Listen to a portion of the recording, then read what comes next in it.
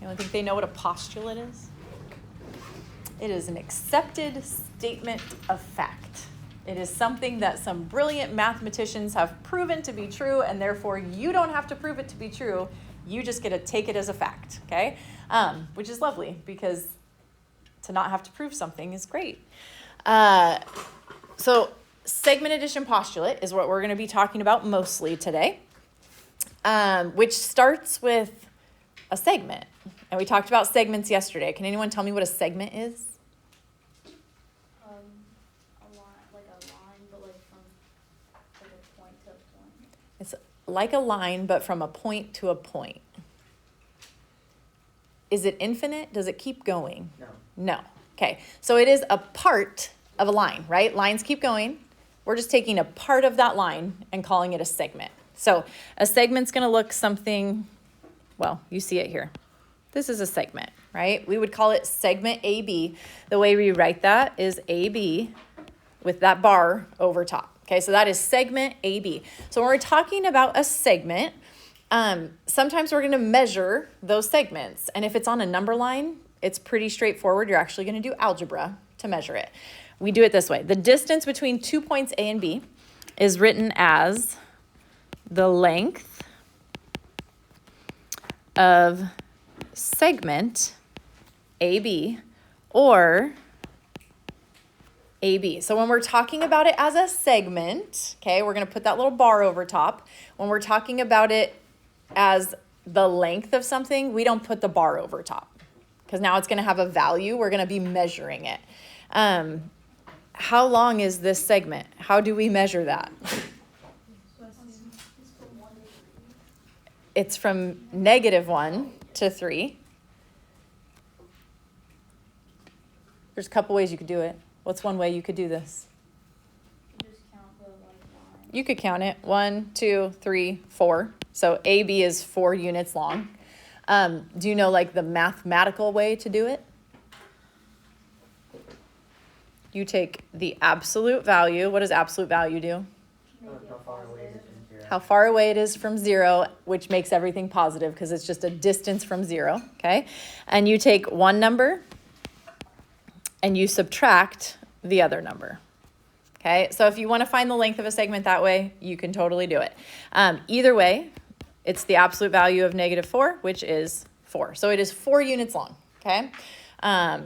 But just know that when we're talking about the length of a segment, a number like 4, you don't put the bar over top. If we're just talking about the segment as a segment, you're going to put the bar over top, okay?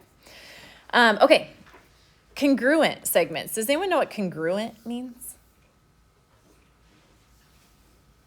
They're The same, equal, okay? Congruent segments are equal segments, but there's actually a different symbol that we use for it. So here's what we say. If AB is equal to CD, so if we're talking about the length, if their lengths are equal, then the segments are congruent, and we write that segment AB is congruent to segment CD.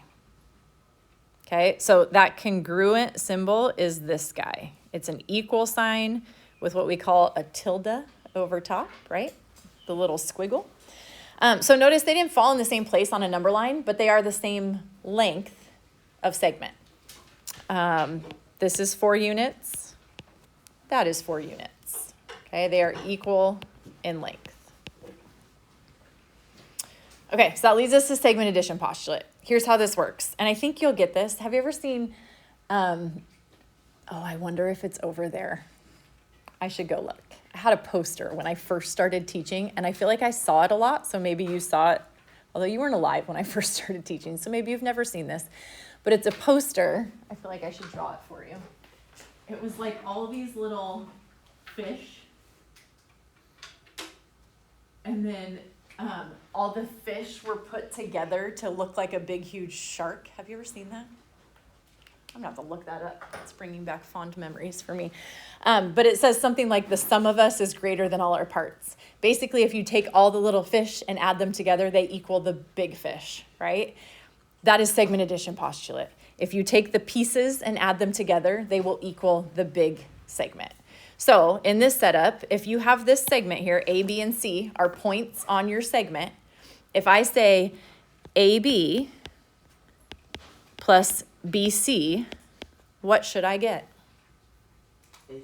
AC, the whole segment, okay? That's segment addition postulate, and you're gonna use that a ton in this class, okay? Segment addition postulate. Add the two parts together, get the whole thing, okay? You ready to try it? God bless you. Here it is. Using this diagram, P, Q, and R are the points on your segment that we're working with. It says if PQ is 9 and QR is 28, find PR. What are you going to do? You're going to add them together. Now, some of you might prefer to label things as you go, and I realize that's kind of annoying when you have different problems using the same picture. So feel free to do one problem up above the picture and one down below the picture if you want to label things. But basically they're saying PQ is 9, QR is 28, find PR. PR is the sum of those things. So 9 plus 28 equals what? How's your mental math? 37. Okay. What if they tell you PR? What if they tell you PR is 21? Then you're going to be subtracting because you know the whole thing. You got to take something away from it. So if QR is 17, but the whole thing is 21, then you're going to say PQ plus 17 should equal 21. So you're just going to take away that 17. So PQ is how long? 4. Okay, pretty straightforward, right? Now let's bring a little more algebra into it. Look at 3 and 4 right now. And just look at that question. Forget the pictures. Just look at the question. What's different about them? The letters are different. What's different about the question they're asking you? It's not a question, I guess. What are they telling you to find? The value of X on the first one. What are they telling you to find on the second one? What is TU? 9x plus 2. It's a segment equal to 9x plus 2. So that's what I need you to really pay attention to is answer the question. Answer what it is they're asking you for. It is so tempting to solve a problem, find X and be like, I did it, I found X. But I'm not asking you to find X all the time, okay? So don't stop just because you finished part of it. Keep going, okay? All right, so if that's the case, if EG is 71, what are you going to do with what you see here? Just solve one of the expressions. You add them up together and set the answer at 71. Right, so if EG is the whole thing at 71, we can add these two together and set it equal to the 71. So you're going to say 8x minus 17 plus 5x minus 3 equals 71. Who loves algebra? Here's where the algebra comes into play. Nobody loves algebra. Okay, well, if you love algebra, this is the fun part for you. Combine your like terms, okay? Please don't subtract 5x right now.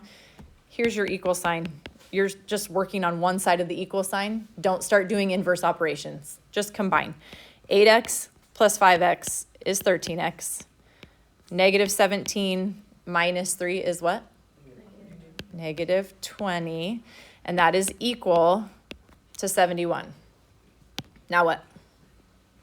You have to solve for x.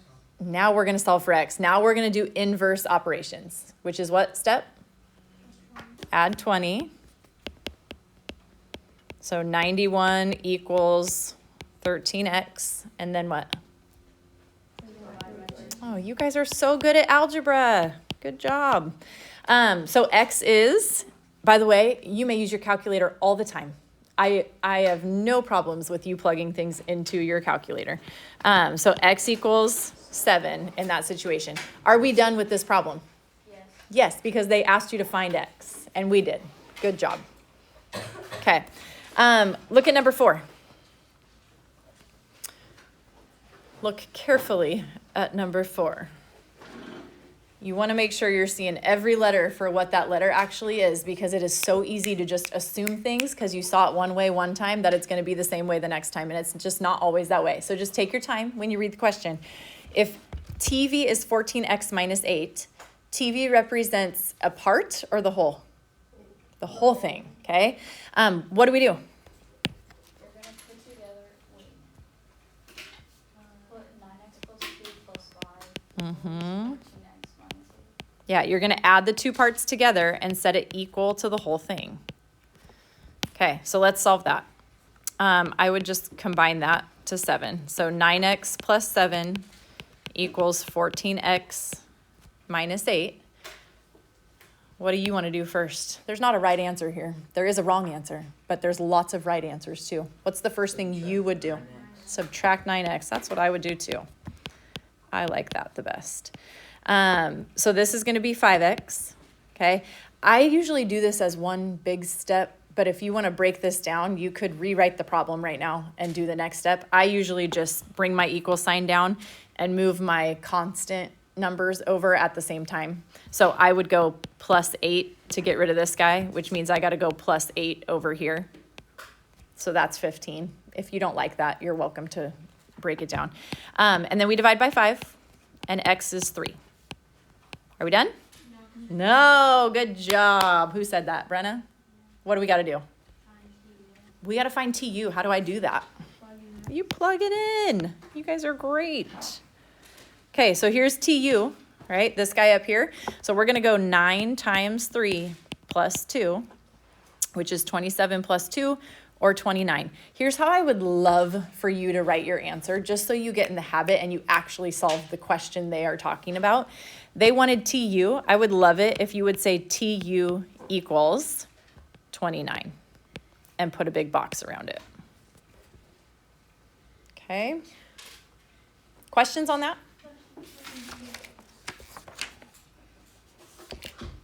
I got to figure out our timing here. Assembly. We are 1:15. Okay. We're going to keep moving, but I'll come back to these if we need to. I'm not actually going to work this one out with you right now, but I just want to point it out. Okay, number 7, they give you SK, they give you KY, and they give you SY all as expressions, okay? But then they ask you to find 4 things. So you're starting by finding X, and then once you find X, you're just going to plug it in, plug it in, plug it in. Okay, we're not actually going to do that one right now, but we've done it several times already. Okay, last concept of the day is a midpoint of a segment. What do you think a midpoint is? The middle. It's the point in the middle, right? Midpoint. The point in the middle. So the midpoint of a segment is a point that divides that segment into 2 congruent segments. Remind me what congruent means. The same, equal, okay? So now take a look at this picture. If L gives us a midpoint at B, okay, so line L goes through AC at point B. That makes this the midpoint. Do you see these little markings?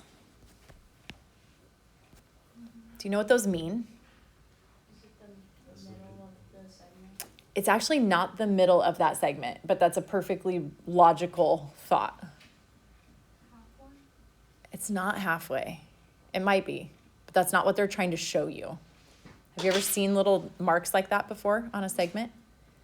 Is it because they're equal? Yes. This little marking setup is telling you they are congruent.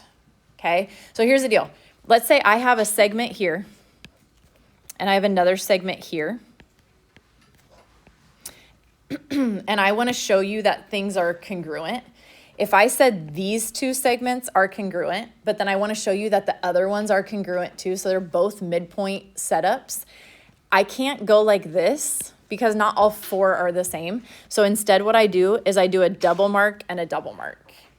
Okay, so if there was a third one that had equal parts, what do you think we would do? 3 marks, okay? We call them hash marks. So when you see those hash marks, it just means things are congruent. Whatever is marked the same is equal in length, okay? All right, this says a line, ray, or segment that intersects a segment at its midpoint is said to bisect the segment and is called the segment bisector. Okay, to bisect just means cut it in half, okay? Cut in half. In the diagram to the left, what is the midpoint? Of what segment? AC. B is the midpoint of AC, okay? And we'll put a bar over that because we're talking about the segment, not the length of it. And line L is a segment bisector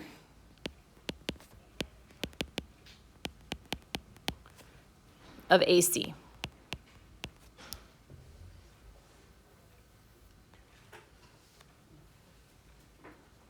Any questions on the terminology? Okay, then I'm going to do 1, maybe 2 with you right now. Take a look at this. It says if Q is the midpoint of PR, find X. What are you going to do? Combine. What do you mean? Middle. I don't know. Do you set them equal to each other? Right. If that is a midpoint, these are equal in length, right? They're congruent. Congruent means equal, which means we're just going to set them equal. So you're going to set these two parts equal to each other. Now, where you need to be careful with this is sometimes, like if you go back to previous stuff, sometimes there will be a problem like this where it's not a midpoint, but it looks close to a midpoint.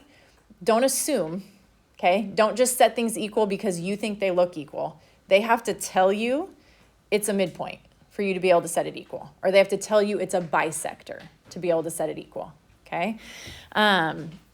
Yes, ma'am. If they're equal, can you just do one of the things? Like, What would you don't do have with to- it? You don't have to. That makes sense now. I understand what you're saying. Yeah, so you have to solve for x, right? So we got to set them equal. So we would take away 4x on both sides. So 7x minus 4x is 3x. And then we're going to add 16 on both sides. Ooh, which I did not write well. Bring down your equal sign. That's 0. That's 0. That's 18. So 3x equals 18. And then we're going to divide by 3. X is 6. Are we done with that problem?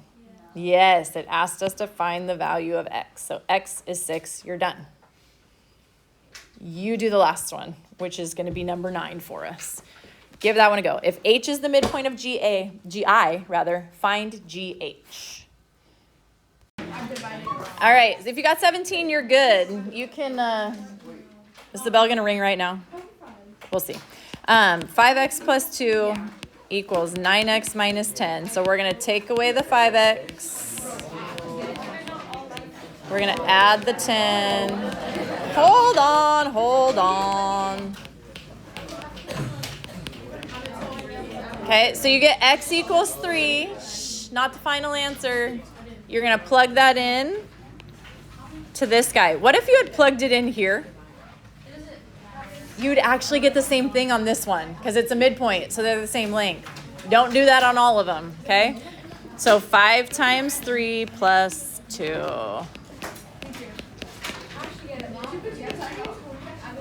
Good work, team. You got it.